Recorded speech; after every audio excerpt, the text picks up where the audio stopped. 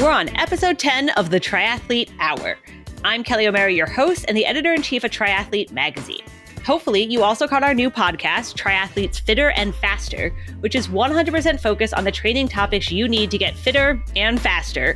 You'll find episode 1 with Dr. Stacy Sims on SoundCloud, iTunes, Spotify, all the places. But today, on this show, we first talk with elite triathlon coach Marilyn Chakota about what athletes are struggling with right now and how they can adapt their training through all the uncertainty. Marilyn talks extensively about figuring out your motivation. And we link to the worksheet she mentions in our show notes, so do your homework. And then we have a long chat with multi-time Ironman champ and Kona podium finisher Heather Jackson. She tells us how she went from being a school teacher in San Jose to one of the fastest American women in Ironman.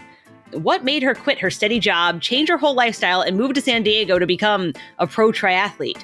How does she stay so positive? And she tells us what the deal was with the whole carrying a banana thing when she won Ironman Lake Placid.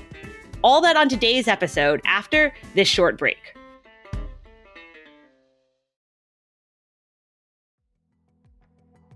If you've been paying attention to what the pros are doing, then you've probably heard about Whoop. Whoop is a fitness wearable that provides personalized insights on how recovered you are and how much stress you put your body through during the day. Each day when you get up, Whoop gives you a recovery score based on your sleep, resting heart rate, and heart rate variability. And the way it works is you wear the Whoop band around your wrist all day. And don't worry, it's 100% waterproof. It even tracks your heart rate while you're swimming. You can then analyze your activity and recovery levels in the app. And you can use features like Strain Coach, which gives you target workout exertion goals tailored to your body's recovery for that day. You can even set to tell you when you've hit your target strain effort for the day, like, okay, that was good, now you can stop. There's also a built-in sleep coach, which lets you know how much sleep you should be getting based on your expected activity level for the next day. And it tracks all your different sleep cycles. Whoop is offering 15% off right now with the code TRIATHLETE at checkout. Go to Whoop, WHOOP.com and enter triathlete at checkout to save 15%. Sleep better, recover faster, and train smarter. Optimize your performance with Whoop today.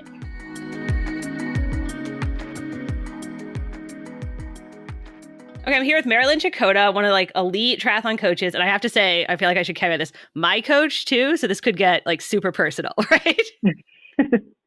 Awesome. But I wanted to have you on, Marilyn, because we've been getting just so many questions. I get so many emails from triathletes who are just having a hard time with all the news right now, with all the race cancellations and the uncertainty. And I'm wondering, obviously, you've been getting a lot of questions, I know, from me, from our fellow athletes. What kind of issues are you seeing people struggling with right now? Yeah, this has been obviously a time that is, nothing like we've ever seen before in sport. Sports essentially across the board have been canceled for this period of time. And so where does that leave us as athletes and coaches, and how do coaches help direct their athletes through this time?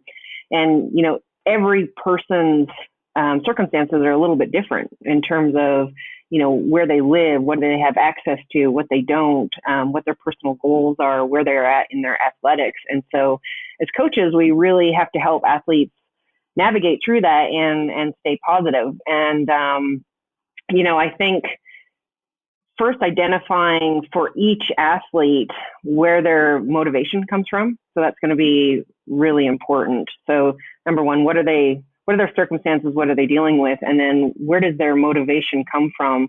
And what is their end result goal? So, obviously a professional athlete, what their life is going to look like right now as they move through this versus someone who is a lifestyle athlete and isn't really looking to race that much and is more doing triathlon for lifestyle, health, and fitness. So really, for coaches, taking the time to sit with their athletes and find out, what is the athlete's motivation? Where does it come from?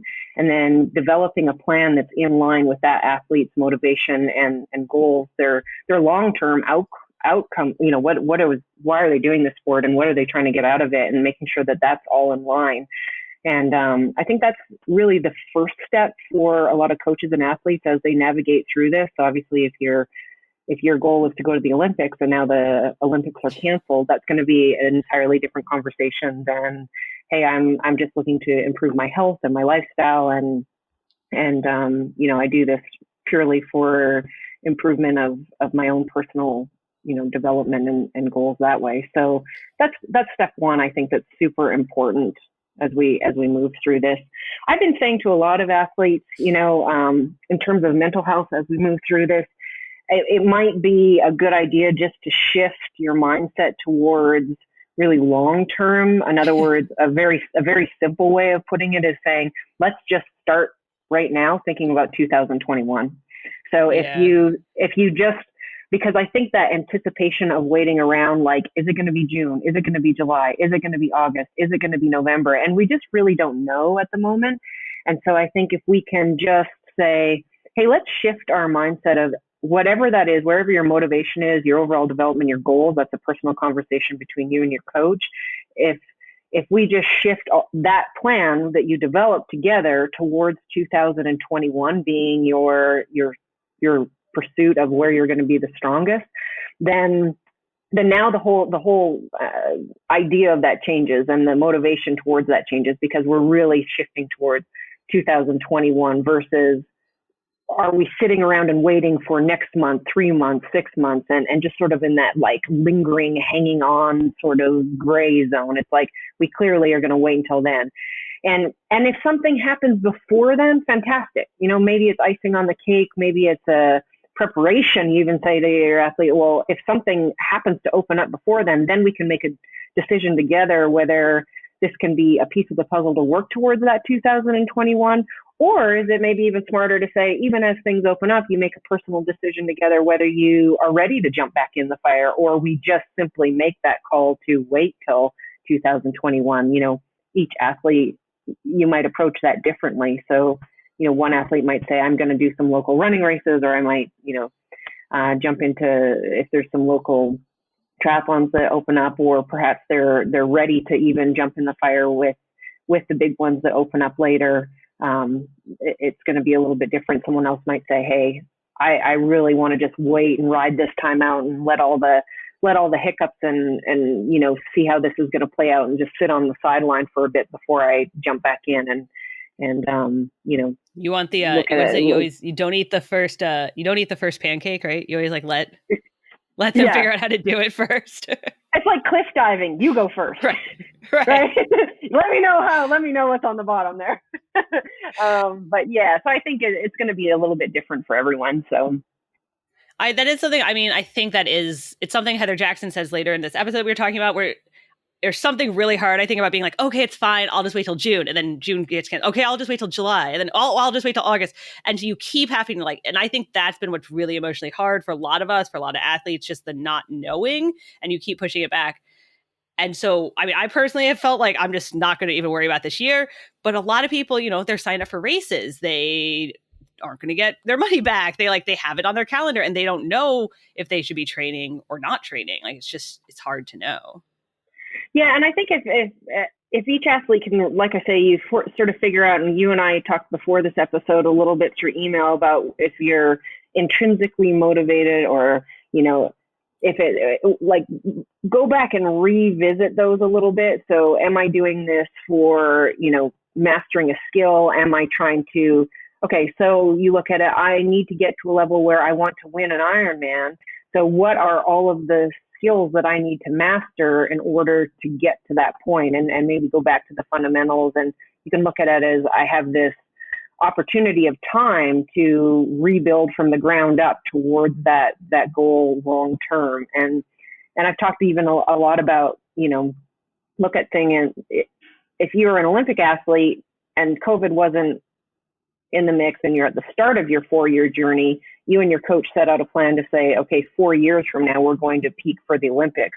And then along the way, there's, world championships, there's national championships, and even if you're, Commonwealth Games, these types of things.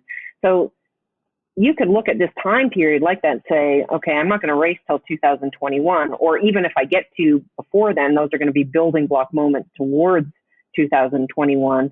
So let's look, I've got this huge chunk of time to take advantage of, all these pieces of the puzzle that are going to go into that. Maybe for some athletes, it's revamping their entire nutrition, their skill set, their base, their Maybe they need to work on their top end ceiling. Every athlete's different, but those are the things that you're going to look at with your coach. What do you have available to you? And then where are my weaknesses and what am I working towards long term to get there and start setting those long term plans. For sure. And I think some people, I know you and I have gone back and forth about this, but some people, they're like, it's too rough right now. It's too hard. I just want to have fun. I need to like mentally not wear myself out. And, that's fine too. Like, I think everyone is going to be like a little different for sure. Yeah, I think that's an important thing to recognize as well, is that,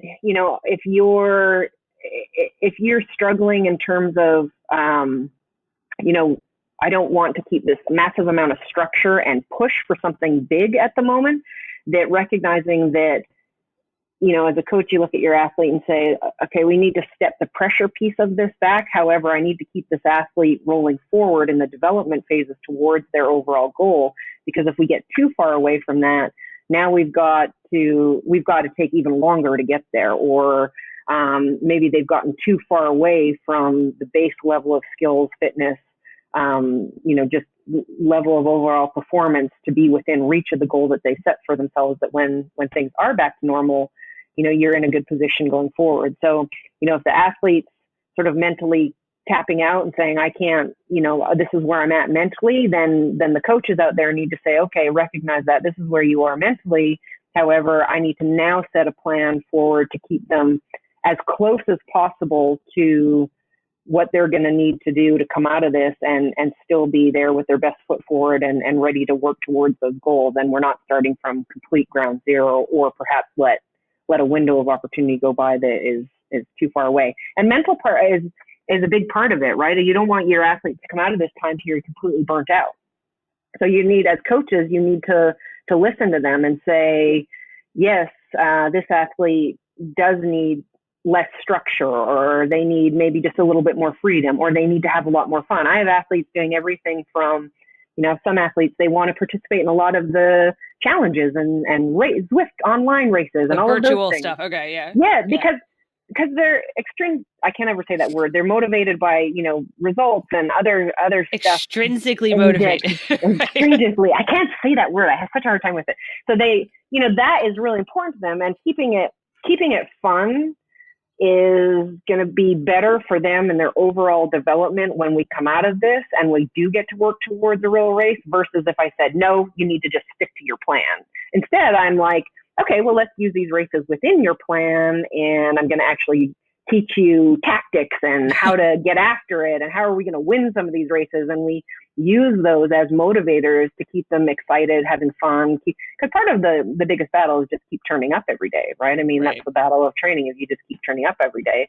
Now, another athlete might say, like, look, I really need a lot of structure right now. I need your help. I need to know every single day I'm working towards something really, really big, and I need to really actually be feeling like I'm continually pushing hard towards that big goal. Even if it is 12 months down the road, I want to know every single session is geared towards that. And I'm not interested in a bunch of challenges. I don't want to just lay around and wait for this to be over. I'm very motivated, and I need a lot of structure towards accomplishing those goals. And so you're going to see everything from those two extremes and everything in between. And I think it's the coach's job to make sure that you nurture that and find that out about that athlete, and then set the plan in place so that the end result is the same when we come out of this, whatever that looks like within the athlete's, mental makeup, logistical, what's going on for them, and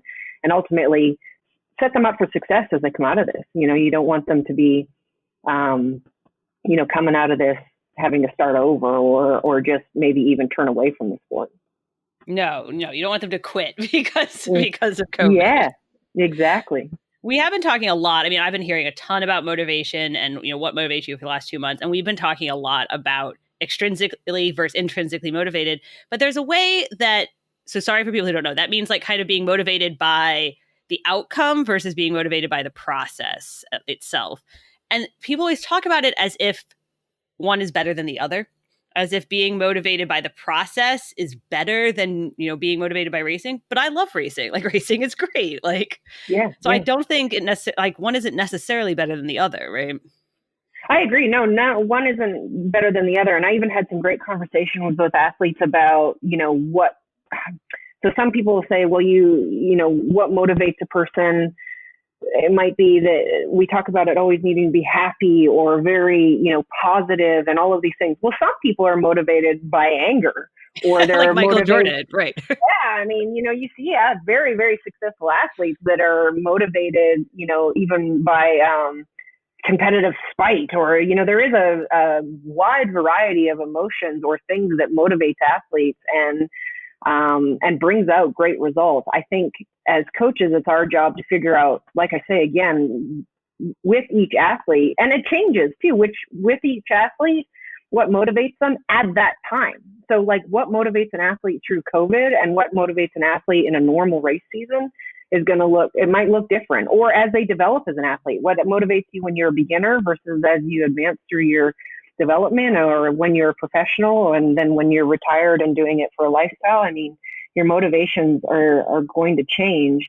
And hopefully either you're working with a coach or with, great group of friends or peer group or whatever to keep, nurturing that forward. And so, yeah, it doesn't matter. I mean, if your motivation, I've seen plenty of athletes, they're like, my motivation is to go out there and win. And they're purely motivated by winning.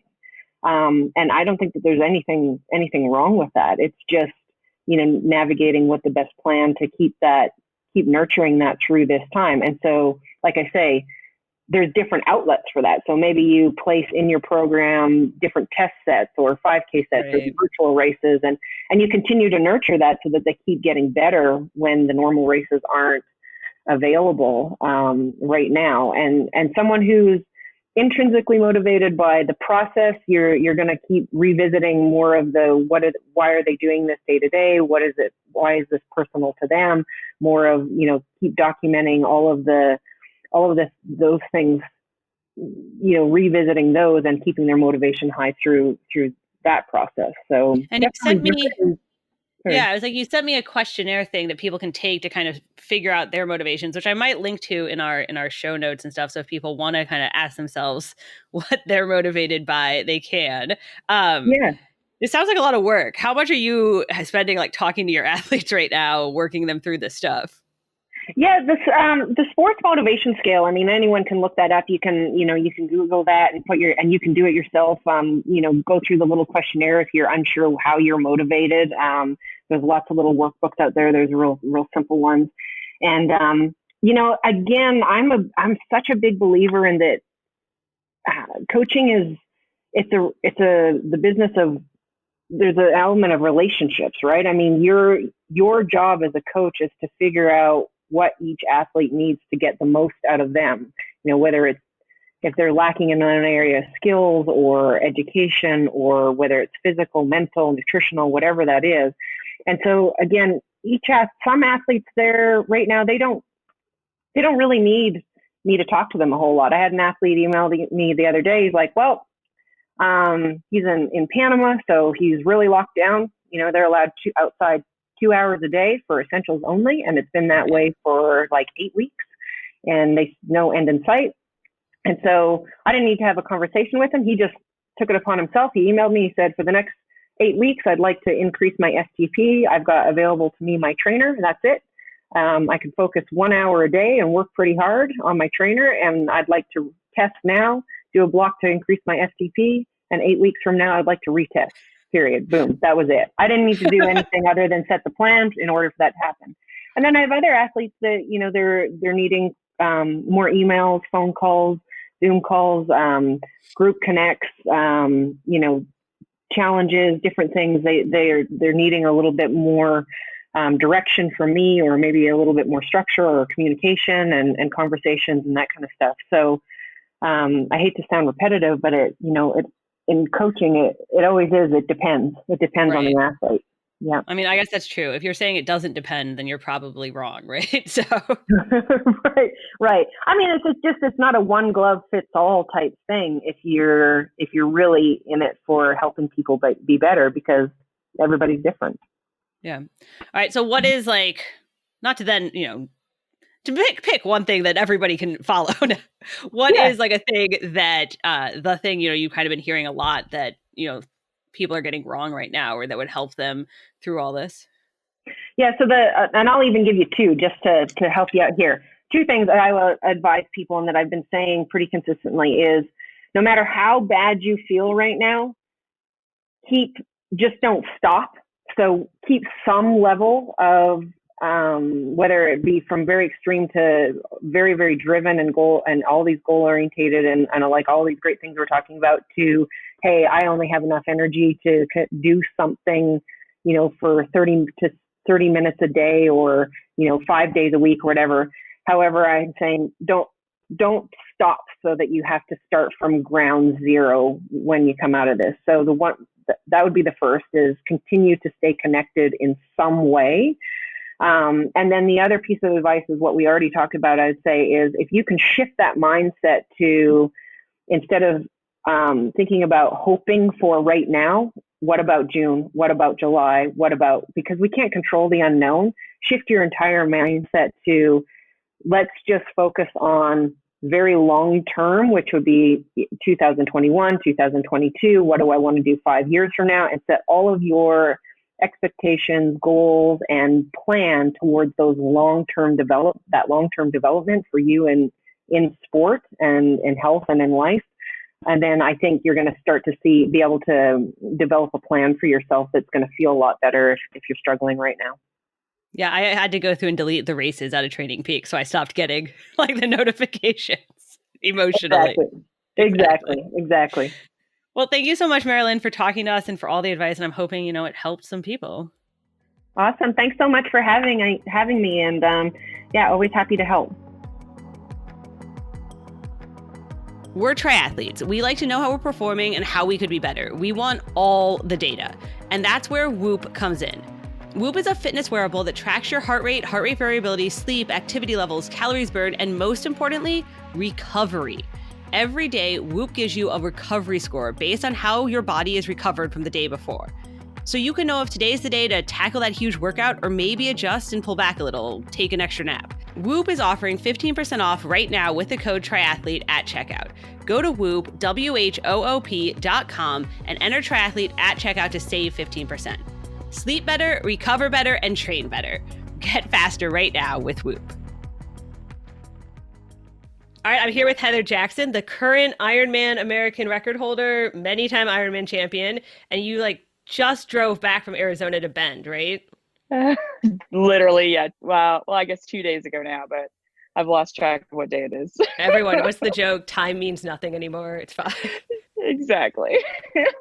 Yeah, no, like I was just describing to you earlier, I was definitely ready for a change.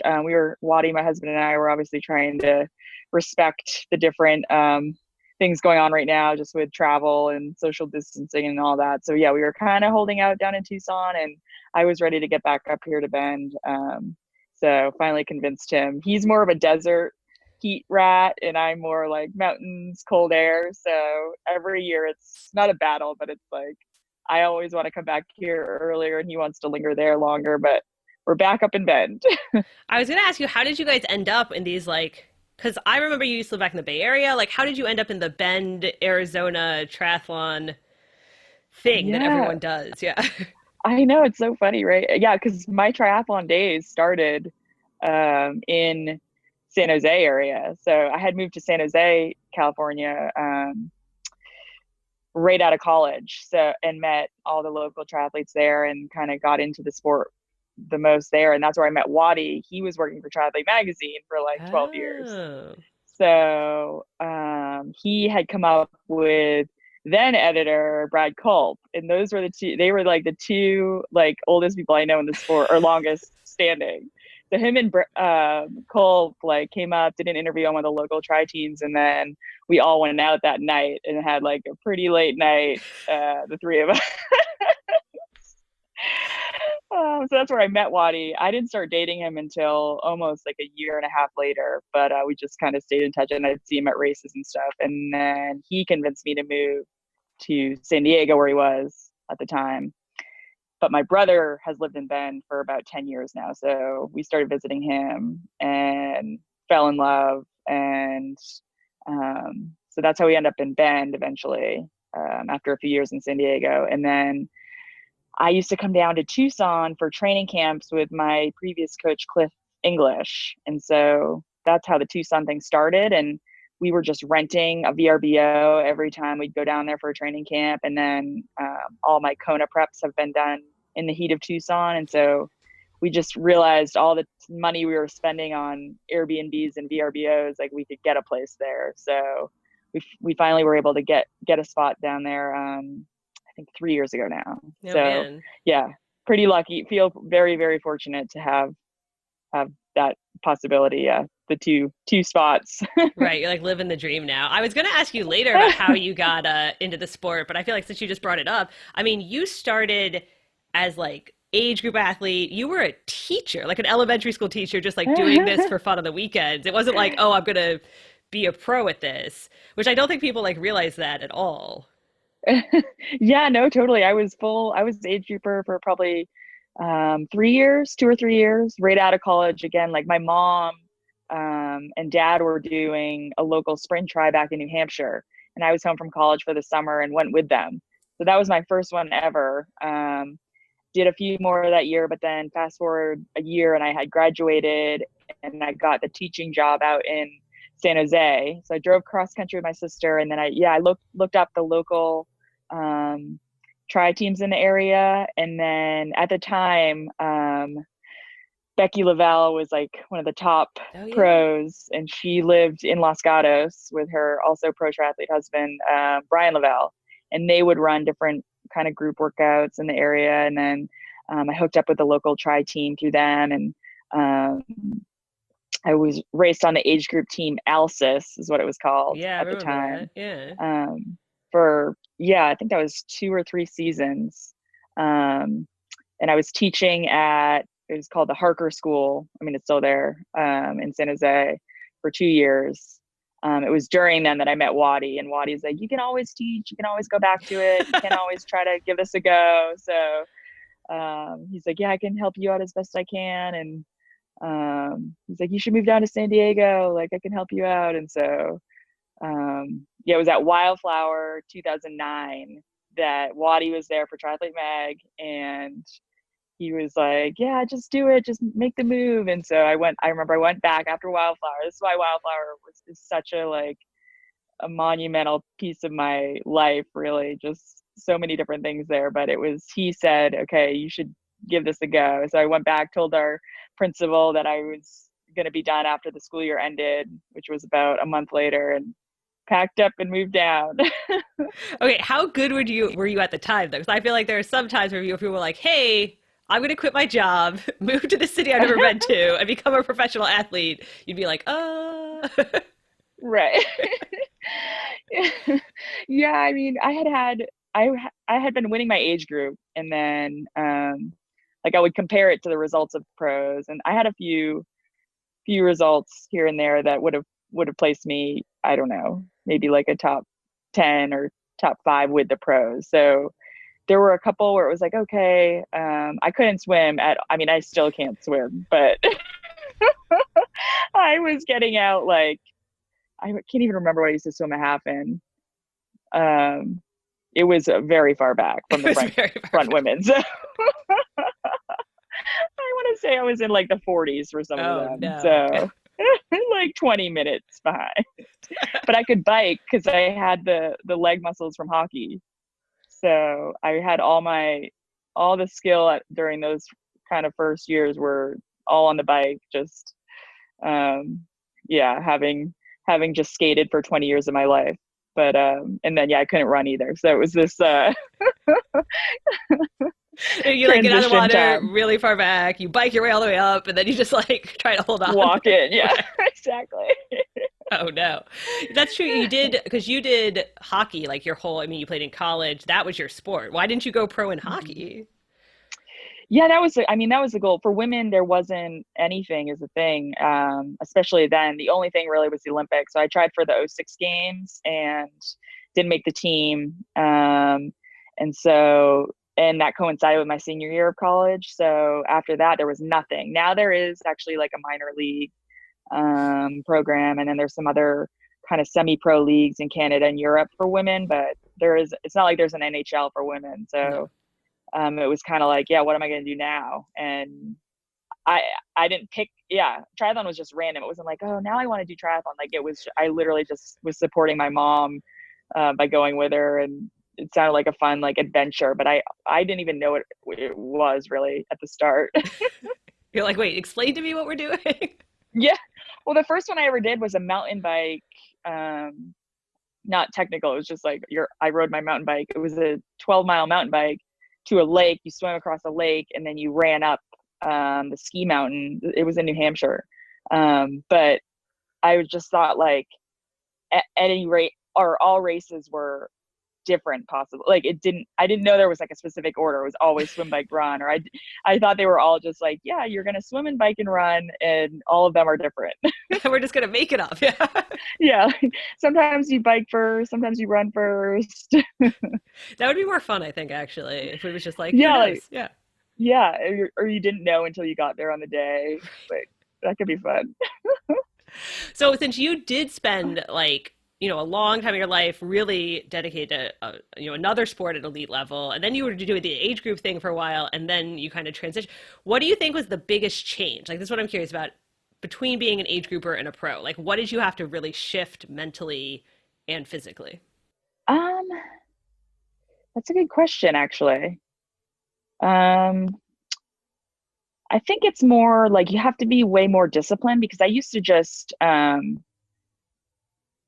discipline in so many areas. I mean, the first thing that came to mind was just with my training of being way more structured of, okay, what I'm doing today has an effect on tomorrow, has an effect on the next day, and I'm doing it on this day for a certain reason.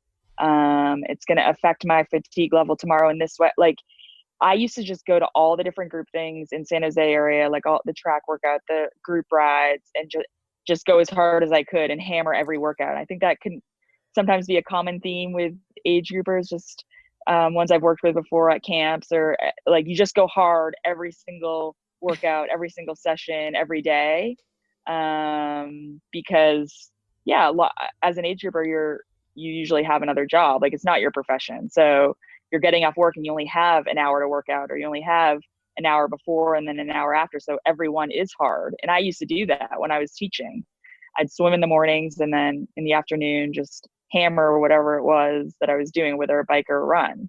And when you're a pro, it allows you to be more calculated with gaining fitness and how you approach it versus going hard every session, every day, because that catches up to you. And so it was learning, I guess, that process, and then learning just beyond just the physical side of training, but managing your day, managing other things, sponsor relationships, really treating it as a business over just, oh, sweet, I don't have to work anymore. Like, I'm a pro. Like, I just can do whatever and train whenever. And it's really not that, especially if you want to, treat it as a business and work for those partners that are supporting you.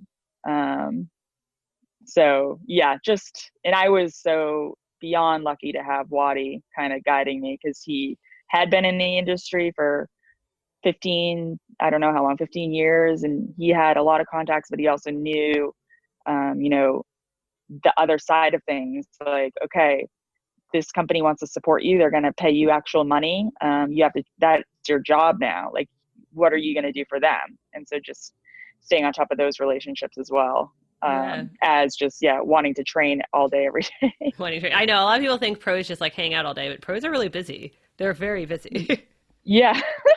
I have a lot, especially now. It's crazy, even with no racing on the near horizon. It's like we find ourselves even busier, which fair enough. Like, you have to work for your partners in other ways now. So just with videos and all these other things going on right now.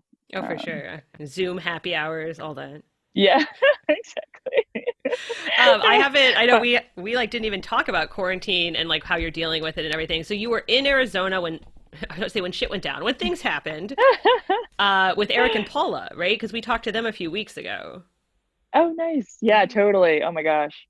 Yeah, it was awesome. I mean, we've spent some time with them. I guess more, I've randomly trained with Paul in the past and then hung out with Eric a little bit prior, but not like this last stint. So it was almost like, yeah, we were not forced into quarantine, but obviously like not meant to travel, not meant to leave home. They were kind of splitting time like in their van / then moved into our home. So we had only been with them anyway. So it was like fine. And felt comfortable and we were all we literally, I mean, to be honest, like life, quote unquote, quarantine wasn't that much different. Like it's not like we ever go out anyways. I think it's more just being more aware when you're out, like riding and running, Right. Staying away from people that you don't know. So for instance, in Tucson, there's like this super popular bike path. And so like I stopped using that as much as I could just because there's more people on it. So Oh my God, there's run. so many people. Bike paths are dangerous, right? I got like hit on a bike. It's so dangerous right now. Yeah, totally.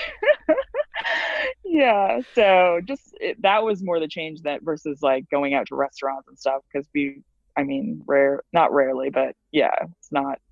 So anyways, but yeah, having it go down with Eric and Paula, like we were like, oh, okay. I mean, at first, I think we were all super positive because we're like, okay, we were all training for Oceanside and then Oceanside was canceled. And we're like, okay, this will just be like a month or so, kind of gives us this little pause and we can kind of check out some things we've been meaning to. And that was about 2 hours south of Tucson is just this like untapped area down by the Mexico border. And it is incredible riding, running, trails, dirt roads. There's a lake down there.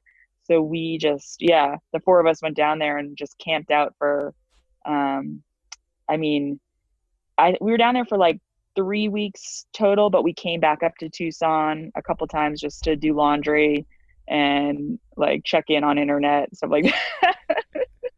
Be responsible. But otherwise, yeah, we were literally like off a dirt road camping. They had their van and then Wadi and I were just sleeping in our Honda Element and it was pretty rad. I mean, no other time would we have ever, had the opportunity to do that. So it was kind of, I think, really exciting and we were staying pretty positive. And then as it started to drag on a bit, it was like, okay, I mean, I think everyone started to crave that, like, not structure, but like, okay, what are we working towards? What are the new goals? Right. I mean, you guys ultimately did like a QOM attempt up Mount Lemmon, right?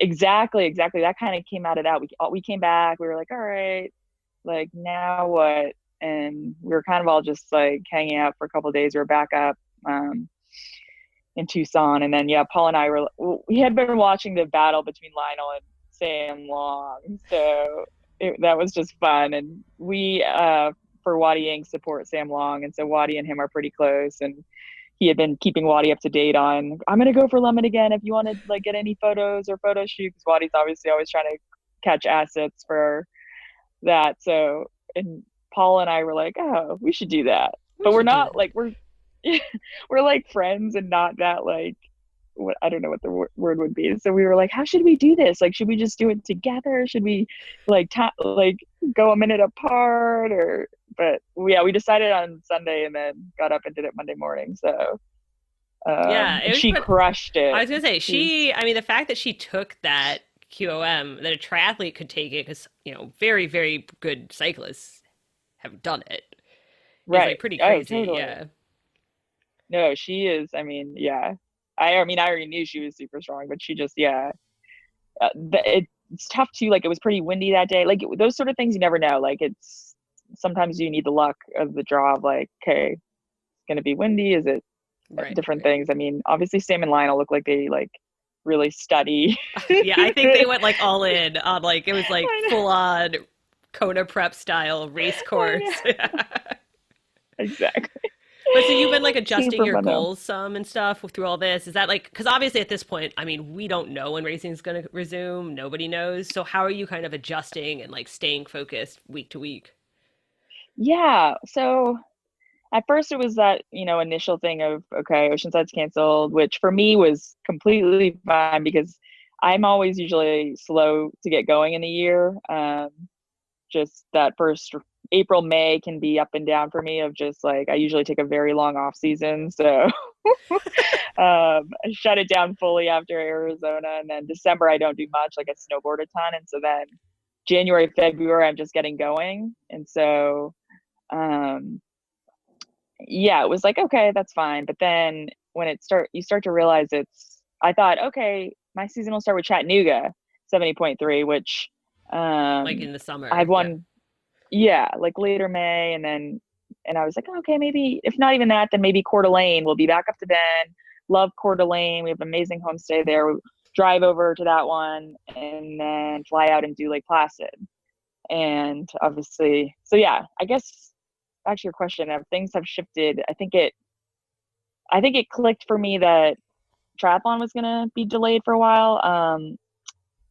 In the back of my head, I thought for a bit that maybe Dirty Kansas was going to happen, which is a 200-mile gravel race, June 1st weekend. So it would have been coming up, and that wasn't canceled until a little bit later. So for me, we just started riding. We're like, okay, that's sweet. Like triathlons might not go off, but there might be a better likelihood, like a smaller sized gravel event in the middle of nowhere might actually happen. This was before it kind of escalated more and more. So I started putting in long miles on my gravel bike, thinking like, oh, like, which has been on my list anyways, like adding in some of these gravel events. So it was like, sweet, I'll just train for DK. And once I can swim again, because the pools have been closed. We were swimming in that lake, but the pools were obviously fully shut down everywhere. So, but then that got moved. And so, yeah, I think it's just been, you just shift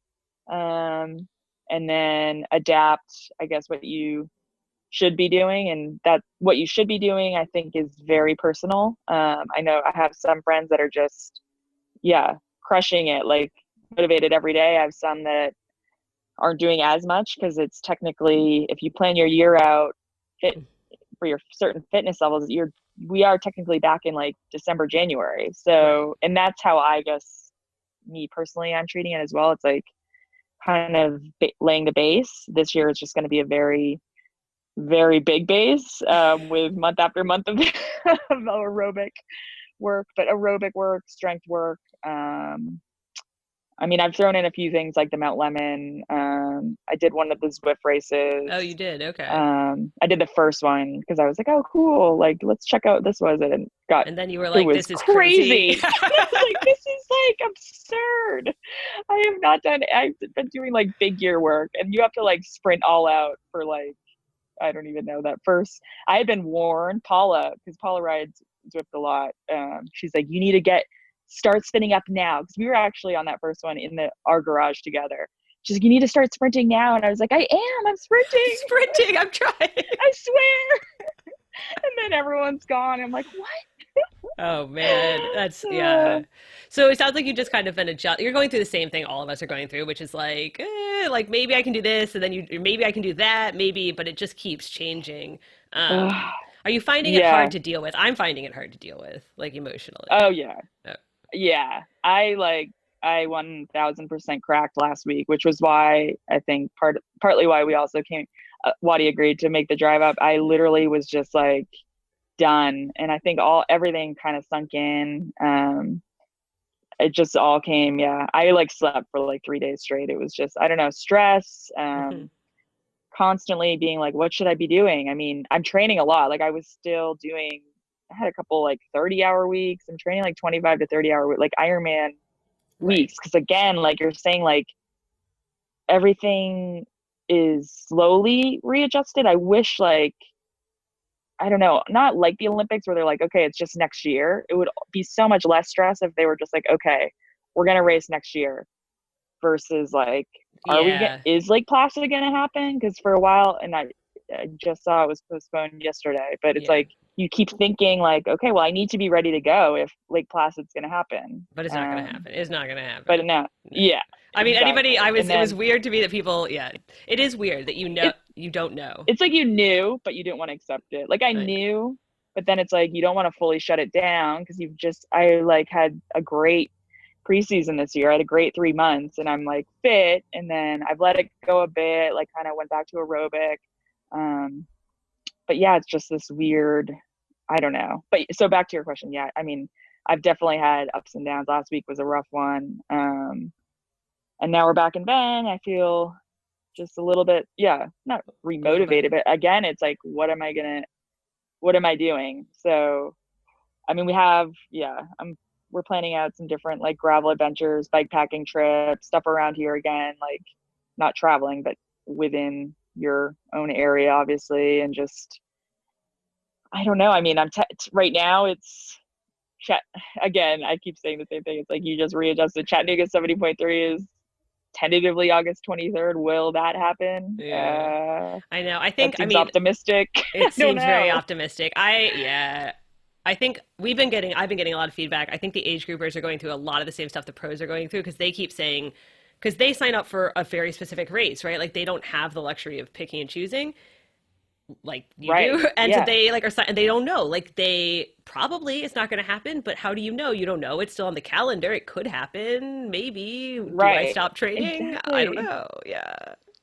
It's so hard. It's like, but then then I'm like, okay, well, I technically would be doing a lot of halves right now, and I use those to race into fitness for, say, like a Kona, like, or a different event. So it's like, okay, I've talked with my coach about this, like, should we just plan one out on the weekend that I would still be doing it and just get that same effort level and to like keep building the fitness? But then it's like, you don't want to burn matches, because when you do, it is time to race, and it's time to like battle it out with other top professional women. Like, I don't want to be fried because I've just been like,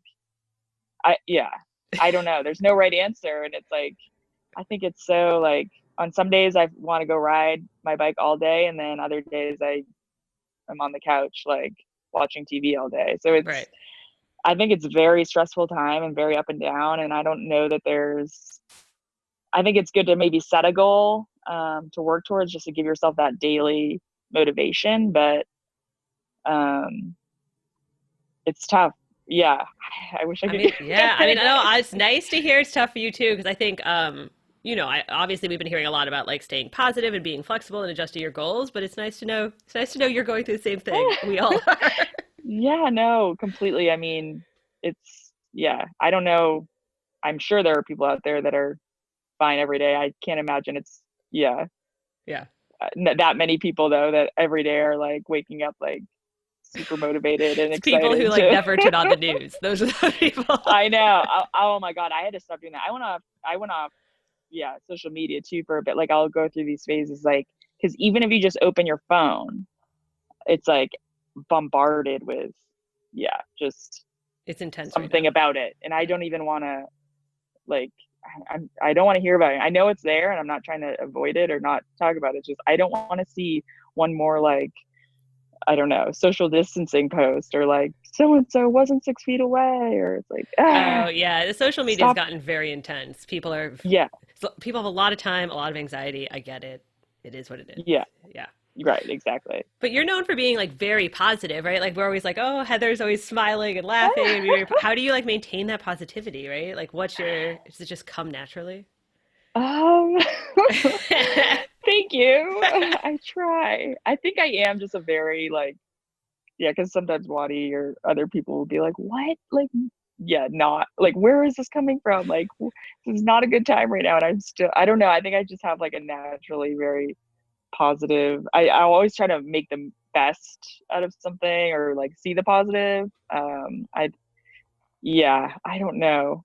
That's not to say though, like what I just shared though, that I haven't had some rough days, because I certainly have. But I don't know. I mean, I think you can use the time. I have found a lot of great positives out of this little mini break. I mean, you can definitely put in good base work, which any training you do that's going to help you. Like, you can use this time for the good, for sure. It's just finding that motivation every day to stay with it. And then maybe doing new things you wouldn't otherwise. Like, if you have specific efforts and intervals that you do when you're prepping for a certain race, like, now's the time we've been able to go out and explore, ride our gravel bikes a ton, like get out, see new trails, new places, go camping in the back of our car, where we would never have done that if I had like specific training I needed to be doing. I wouldn't be sleeping in the back of our car the day before. Right. You're like, no, probably not. Like, oh, I think they also just started landscaping outside my house, if you can hear that in the background. This is the working from home era. Yeah, exactly. And you So were yeah, getting into gravel, like you were supposed to do a whole bunch of gravel racing this year, right? Because that on like the team or whatever. So you've been getting into it for a little while. Why do you think like those kind of adventures are fun right now, or what's the appeal? yeah, no, I've always loved it. I mean, even when I'm training, even for like a Kona or a big race, like all my non-specific effort rides, I'll ride my gravel bike just out on the trails. I mean, for me, I just love being off the road. You don't have cars around you. You're in the woods, you're in nature, you're on dirt roads. It's just like getting back to, yeah, those unexplored areas. Like where we were down in Patagonia, Arizona was just insane. Like you're literally, it's you and just wild animal, like cows, horses, like There all are wild elk, cows. antelope. Yeah, it's just open land down there. And what keeps the cows in certain areas are just the cattle guards on the ground, but there aren't fences or anything. They can just, yeah, Weird. you'll come around a corner and they're just across the road. I don't know. It's gorgeous. And it's just, I guess, escaping to back to like, yeah, nature almost. Yeah, no, you were But supposed to yeah, I mean, do a whole bunch of gravel racing this year, right? yeah, that was the plan of trying to get I was lucky enough to get my Kona slot at Arizona, and that was purposefully to try to I was going to do the first half of this year testing out some of those gravel events. So Belgian waffle ride. There was one back east that I had thought about going to. I always say it wrong, Rasputitsa or something. Couple in Vermont, and then I got into Dirty Kanza, which was that, yeah, last weekend in May, was the plan. And then I would switch over and do a couple halves and maybe an Ironman Lake Placid and then Kona. Was a tentative plan, Right, but right. But I feel like we yeah, should so tell people like who don't know, Dirty Cans is crazy. It's like a 200-mile gravel race. It takes, I mean, I've seen pictures of people at the end. They're just like shell shocked, covered in dirt, like look like vacant in the eyes. It's very hard. So, yeah, that race looks crazy. But for me, I'm like, oh, because it's like I think the women it took around 10 or 11 hours. I'm like, oh, it's like an Ironman. Like, but I just get to ride my bike all day and I don't have to swim. so you were supposed to do Lake Placid. Lake Placid, I know is like one of your favorites. I was there the year you won it outright because there wasn't a pro men's race, so you were just like the first Oh, person across the line. People were very excited about that. But you also, thanks. Yeah. you have to explain to me because I remember that year you also had a bunch of bananas. What's the deal with the bananas? Oh my God. That is so funny that that's stuck. Yeah. So like I'll run out of T2 onto the run with a banana. And it's, I, this is came from, I used to work with Jesse Kropelnicki, on the nutrition side of things, the core diet program and, fueling for a race. And so he has his athletes, have a banana for the run out because you've been taking in so much sugar and sport drink the whole bike ride that when you transition from being in a TT position to upright and you're running, you can have GI issues because all of a sudden now you're vertical, but also you might have like a bunch of liquid in there sloshing around, or you've just been having a lot of, yeah, that same stuff out on the bike. So when you have a banana, sometimes it can calm the stomach or soak up some of the liquid. And so I ran out with this banana and I just like, I had a little discomfort, GI discomfort. So I like had a few bites of it and it seemed to calm down. And then, so I just was grabbing water at the aid stations and I was using the banana for the calories and fuel. And it, like, I was having no issues at all. So I just stuck with it. And everyone thought that I carried the same banana the entire marathon, but I had actually grabbed the second one at one of the aid stations. And so, yeah, that's what fueled my marathon that day. Okay, okay. Well, yeah, it was just funny. Everyone's like, she's running with a banana. Like, what's going on? And she still got the banana. Yes. You're like, And then we like went off, we played off that, and that was the year. Then we had Argon 18 paint my bike yellow, and we did a yellow kit for nice. Okay, makes sense. so So, good. sorry. I mean, so you've won a number of Ironmans. You have the, Lake Placid, whatever. Obviously, which other ones have you won? St. George. Um, Last year won Spain, Mm. Ironman Spain, Coeur d'Alene, and then Arizona. Oh, Arizona, right. Okay. And you have the Yeah, current like Ironman fastest American time. Um, you've been like that top was 10 at that was Arizona, Arizona. right? Yep. You've been top 10 at Kona. So I guess where I'm going with this is like what's left that you want to do? Thanks. Yeah, I mean, I think, well, at the start of this year, it was like being very realistic with my yeah, I guess final career trajectory. And I guess in my head, I thought that I would have, or I think, you know, tentatively like 2 to 3 more Konas at, say, the highest level, or trying to make that top 5, top 10. But all the while knowing, okay, like, there's always newer, faster, younger women coming up, and kind of making that transition gracefully, and figure out what I'm still fully motivated by Kona, and want to give, yeah, my ultimate, like, absolute best there. So that's still the ultimate goal. Just to see if I can, yeah, top 10 is always a goal when I go into that race. Top 5 is always better. And then if I could get back on that podium is obviously the ultimate goal. But in my head, it's like, okay, I have 2 to 3 more years of that. Obviously this year is different now. 2 chances next year. Right. But yeah, I see myself kind of transitioning into that gravel racing scene, more as like a lifestyle switch, I guess. Not a lifestyle switch, more as like a transition out of racing at the highest level, and gravel still, I guess, provides that opportunity to compete. I'm a super competitive person, but also just get outside and ride your bike. I mean, the biking, I love to run. Biking and running are my 2 favorite. Obviously, Not it's no swimming. secret I Yeah. don't like to swim.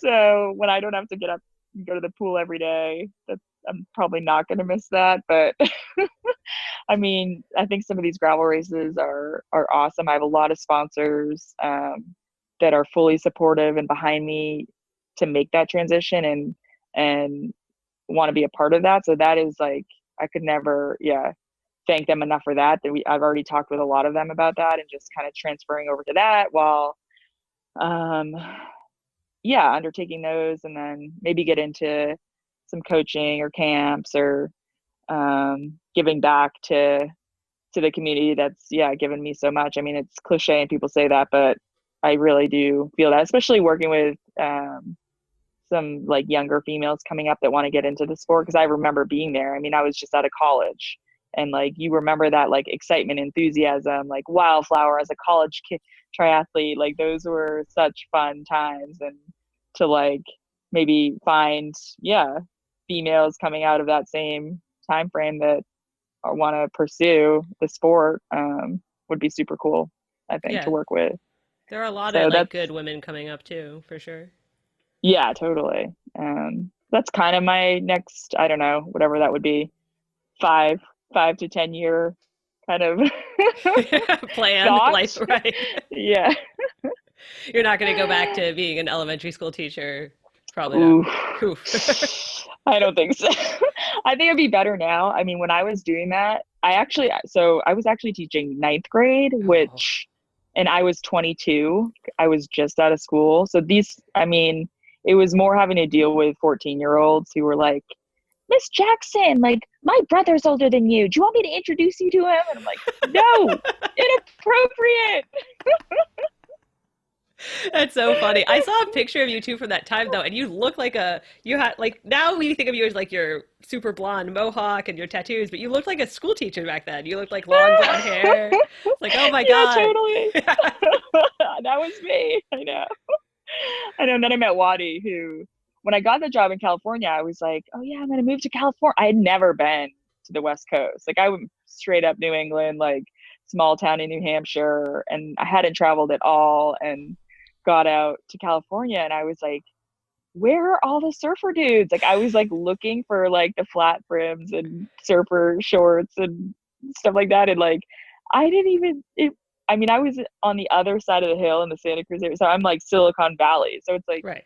there were no surfers, No, like it's all nobody tech that looked bros. like, Yeah. yeah, exactly.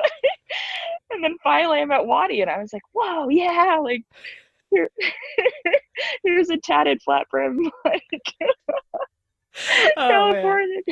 So good. That's hilarious. And now like I feel like you had a whole lifestyle change and everything thanks I to know. him. No, Yeah. yeah. Oh my God, 100%. Like, he's like, you're like straight. It was never that I like was so clueless. When you come from New Hampshire, it's so tough. I try to describe because he has no idea about like New England, New Hampshire, like just small town. Like it's so different on the East Coast than the West Coast. You come out and I just feel like people are more, expressive or open or have style, different styles. I don't want to say style and East Coast doesn't, but it's just, it's like different. It's like, I don't know. This is just what I grew up with. I never like, but I thought it was, super cool. And he was like, just whatever, like be yourself, be more open. So he's, helped me out in so many different ways, not just like triathlon, just being, discovering more who I am too, from coming from more of a just,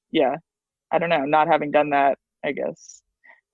For sure. And you guys have like you guys started your own clothing company, which I think obviously this whole pandemic's been a little rough for. Oh yeah. Yeah. We had to fully shut down. We had to like lay off.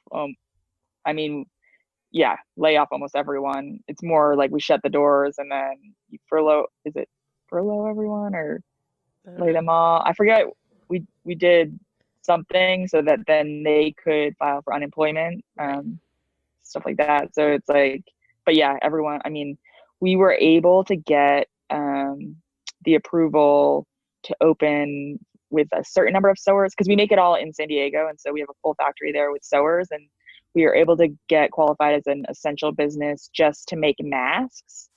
And so our sewer, I think we were allowed to have like 6 or something sewers come in to sew these masks. And that I need to give a shout out to anyone who bought a Wadi Ink mask, because literally it's kept us like somewhat afloat. I don't want to say we're afloat, but like literally we could pay some of the bills. So otherwise, I don't know. I mean, obviously everyone's in the same position. It's not, but thank you to those people. And then just, we're digging out now of like, as they're slowly allowing more things to start to happen but it's been a rough couple months as everyone probably has been dealing with. So yeah, definitely. Well, I was trying to think if there's anything else I was going to ask you. We've been ending with a would you rather lately, and so now after all your talk, I feel like I want to ask you, would you rather do a 200-mile gravel race or an Ironman? Ew, that's so tough.